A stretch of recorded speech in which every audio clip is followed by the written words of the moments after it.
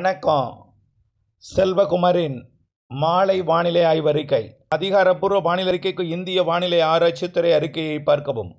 2026 மே 19 செவ்வாய்க்கிழமை மாலை நிலவர ஆய்வறிக்கை. இன்றைய அறிக்கையில் கடந்த 24 மணி நேரம் மழைப்பொழிவு பார்த்தீங்கன்னா அதிகபட்சமாக கன்னியாகுமரி மாவட்டம் நெய்யூர் 163.5 மில்லிமீட்டர் பெய்திருக்கு.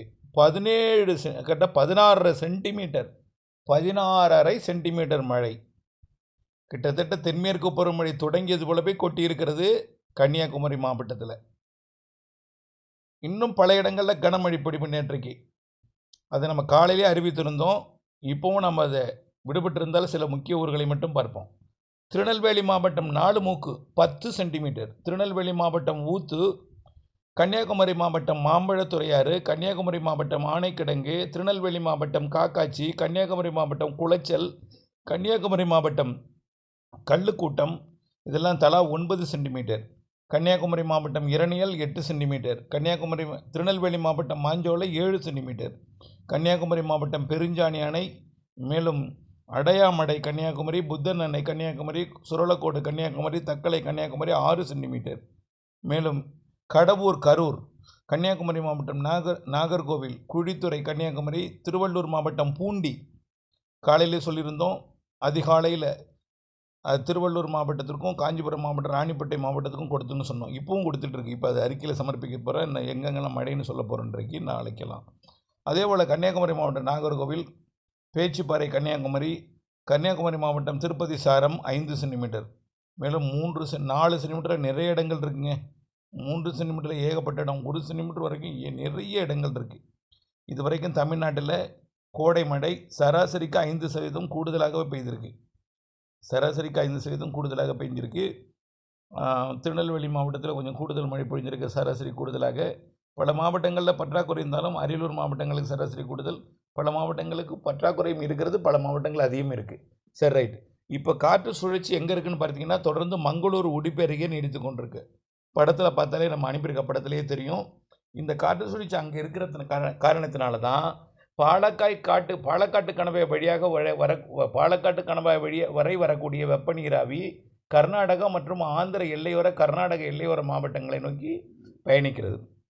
இதனால் வெப்ப நீராவி வடகடலோர மாவட்டங்கள் வழியாக வட உள் மாவட்டங்கள், தெற்கு ஆந்திர பிரதேசம், கர்நாடகா, ஆந்திர எல்லையோர கர்நாடக எல்லையோர தமிழ்நாட்டின் மாவட்டங்கள், வட உள் மாவட்டங்கள், திருவண்ணாமலை கூட, அதே போல் ஈரோடு மாவட்டம் வடக்கு பர்கூர் பகுதி மற்றும் மேட்டூருக்கு வடக்கே நெருப்பூர், பெண்ணாகரம் பகுதி, தருமபுரி, கிருஷ்ணகிரி மாவட்ட பகுதி, மேலும் சேலம் மாவட்டத்தில் ஆங்காங்கே, திருவண்ணாமலை மாவட்டத்தில் பெரும்பாலான பகுதிகள் மழை இன்றைக்கு, திருப்பத்தூர், வேலூர் மாவட்டத்தில், காஞ்சிபுரம் மாவட்டத்தில் கனமழை பொழிவை கொடுத்துட்ருக்கு. இப்போ பார்த்தீங்கன்னா காஞ்சிபுரம் மாவட்டம், அதே போல் திருப்பத்தூர் மாவட்டத்திலையும் கனமழை. இப்பொழுது திருப்பத்தூர் மாவட்டத்தில், கிருஷ்ணகிரி மாவட்ட எல்லையோரம், அதாவது ஆம்பூர், வாணியம்பாடி தொடங்கி ஊத்தங்கரை வரைக்கும் நல்ல மழை பொழிந்துட்டு இருக்கு.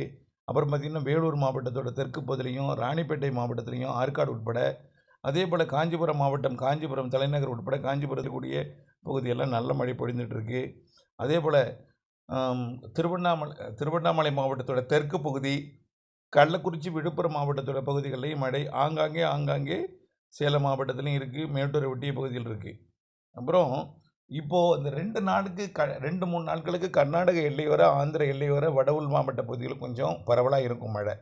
அப்புறம் அந்த காற்று சுழற்சி விலகி போயிடும். ஒரு 3 நாட்களுக்கு இருக்கும். அதாவது இன்றைக்கு தேதி 19, 20, 21, 22 இந்த 3 நாட்களுக்கும் கர்நாடக எல்லையோர, ஆந்திர எல்லையோர, வட உள் மாவட்டங்கள் பகுதிகளில் இருக்கும். கொஞ்சம் கொஞ்சமாக விலக அங்கேயும் கொஞ்சம் பவர், அதாவது அங்கேயும் கொஞ்சம் தீவிரம் குறைஞ்சி இருந்தாலும் வட உள் மாவட்டங்கள், வட உள் மாவட்டங்கள், ஆந்திர கர்நாடக எல்லையோர மாவட்டங்கள்லையும், நீலகிரி முதல் திருவள்ளூர் வரைக்கும் உள்ள, திருவள்ளூரோட திருத்தணி வரைக்கும், காஞ்சிபுரம், ராணிப்பேட்டை வரைக்கும் அந்த உள்ள மழை இருக்கும். தென் மாவட்டங்கள்லையும் மேற்கு மாவட்டங்களையும் ஒரு சில இடங்களில் இருக்கும். இந்த காற்று சுழற்சி போனதுக்கப்புறம் என்ன ஆகும்னா, மியான்மர் அருகே இருக்கக்கூடிய சிஸ்டத்தை நோக்கி என்ன ஆகும்னா, காற்று மேற்கிலிருந்து கிழக்கு நோக்கி பயணிக்கும், பாலக்காட்டு கணவாயிலிருந்து. அப்போ என்ன ஆகும்னா மேற்கு காற்றோட வேகம் அதிகரிக்கும், மழை தென் மாவட்டங்களுக்கும் கிடைக்கப்பெறும். 24ஆம் தேதியிலிருந்து தென் மாவட்டங்களுக்கும், மேற்கு மாவட்டங்களுக்கும், உள் மாவட்டங்களுக்கும், எல்லா மாவட்டங்களுக்குமே மீண்டும் மழை வந்துடும். இந்த சிஸ்டம் கட்டுப்படுத்தி காற்றை கர்நாடக எல்லையோர பகுதி கொண்டு போயிருக்கிறதுனால தான் இந்த மழை தென் மாவட்டங்களுக்கு இல்லை, பாலக்காடு கணவாயில் இல்லை. அதுக்கப்புறம் ஒரு 3 நாள் கழித்து என்ன ஆகும்னா தமிழ்நாடு முழுவதும் மீண்டும் பரவலாகக்கூடிய மழை மாத இறுதி வரைக்குமே இருக்கும். மாத இறுதி வரைக்குமே இருக்குன்னா தொடர்ந்து பெய்கிற மழை இல்லை, மாலை இரவு மழை. மாலை இரவு மழை அனைத்து மாவட்டங்களுக்குமே வரக்கூடிய 24ஆம் தேதியிலிருந்து எல்லா மாவட்டங்களுக்கும் இருக்கும். அந்த கொஞ்சம் 2-3 நாட்களுக்கு மட்டும் கொஞ்சம் வெயில் அதிகமாக இருக்கும். இன்றைக்கி கூட சில இடங்களில் சென்னை கூட இப்போ மீனம்பாக்கம்லாம் கூட 100 டிகிரி தொட்டிருக்கும் கண்டிப்பாக இன்றைக்கி. வட கடலோர மாவட்டங்களின் உள்பகுதிகளில் மற்றும் வட உள்பகுதிகள்லையும் ஆங்காங்கே வெப்பம் கொஞ்சம் உயர்ந்திருக்கும். காரணம் என்னென்னா அங்கே தான் வெப்பக்காற்று குவியுது, நீராவி காற்றும் குவியுது, அதே போல் குளிர்விக்கும் காற்றும் குவியுது.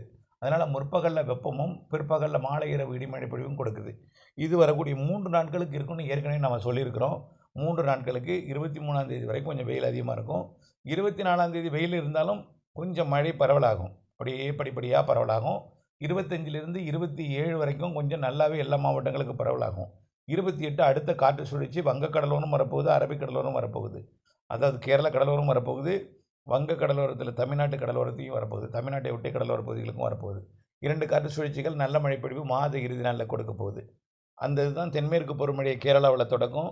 தமிழ்நாட்டின் கரையோரத்தில் அப்படியே நெருங்கி வந்து இடிமழை பொழிவையும் பிறகு காற்று சுழற்சி மழைப்பொழிவை எந்த நேரமும் சில நாட்கள் கொடுத்துவிட்டு அவ்வப்பொழுது கொடுத்துவிட்டு மேகமூட்ட வானிலையெல்லாம் கொடுத்துட்டு அப்படியே ஒடிசா நோக்கி அது விலகிடும். வங்க கடலோரம் வரக்கூடிய தமிழ்நாட்டின் கடலோரம் வரக்கூடிய காற்று சுழற்சி ஒடிசா நோக்கி பயணித்திரும். கேரள கடலோரம் வரக்கூடியது லட்சத்தீவு மற்றும் கேரளா இடைப்பட்ட பகுதி வழியாக கர்நாடகா மற்றும் கோவா வழியாக அப்படியே ஒட்டி போய் தென்மேற்கு பருவமழையை தொடக்கி ஜூன் முதல் வாரத்தில் மேலும் கர்நாடகாவிலையும் படிப்படியாக தமிழ்நாட்டின் பிற பகுதிகளுக்கும் தென்மேற்கு பருவமழையை தொடக்கும். ஆக நல்ல மழை தென்மேற்கு பருவமழை இருக்குது. அதே போல் இப்பொழுது கர்நாடக எல்லையோர வட உள் மாவட்ட பகுதிகளில் பெய்கிற மழை ஒரு 2-3 நாட்களுக்கு மட்டும் அங்கே இருக்கும். அதுக்கப்புறம் எல்லா மாவட்டங்களுக்கும் வந்துடும், கவலைப்படாதீங்க. கோடை மழை ஒதுக்கி தான் இருக்கும். அப்புறம் மாத இறுதியில் வரக்கூடிய இந்த 26ஆம் தேதிக்கு மேலே வரக்கூடிய காற்று சுழற்சி தான் மாத இறுதி நாட்களில் கொஞ்சம் பரவலான நல்ல மழை பொழிவு கொடுக்கும். ஆகவே கோடை மழையை பொறுத்தவரைக்கும் ஒதுக்கி கொடுத்தாலும் பற்றாக்குறை எடுத்த இடத்துலலாம் நல்ல மழை பொழிவு கொடுக்க காத்திருக்கு. யாரும் எதிர்பார்த்துறதில்ல. திண்டுக்கல் மாவட்டம், திருப்பூர் மாவட்டத்தில் பல பகுதிகளில், அதாவது தாராபுரம், பழனி இடைப்பட்ட பகுதிகளெல்லாம் யாருமே எதிர்பார்க்கல. அவ்வளோ மழை கொட்டி தீர்த்திருக்கிறது. வரலாறு காணாத மழை, அதாவது வரலாறு காணாதுன்னா இந்த கோடையில் வரலாறு படைத்திருக்கிறது. அப்படிப்பட்ட மழை பொழிவெல்லாம் அதாவது தென்மேற்கு வடகிழக்கு பருவமழை காலத்தில் பெய்யாத மழை கூட இப்போ அங்கே பொழிந்திருக்கு. இதே போல் திடீரென்று எங்கெல்லாம் மழைப்பொழிவு இந்த மாத இறுதியில் மீண்டும் கொடுக்க போது 24ஆம் தேதிக்கு மேலே நல்ல மழை காத்திருக்கு. மாத இறுதியில் இருக்காற்று சுழற்சி இணைவின் காரணமாக இணைப்பு சுழற்சியில் தமிழ்நாட்டுக்கு நல்ல மழை இருக்கிறது என்பதையும் வானிலை அப்டேட்ஸோடு இணைந்திருக்கவும் அன்போடு கேட்டுக்கொள்கிறேன். நம்முடைய வானிலை அறிக்கை பிறருக்கும் பகிர்ந்து அவர்களும் அப்டேட்ஸோடு தொடர்ந்து இணைந்திருக்க அப்டேட்ஸோடு கேட்டுக்கொள்ளுங்கள். நன்றி.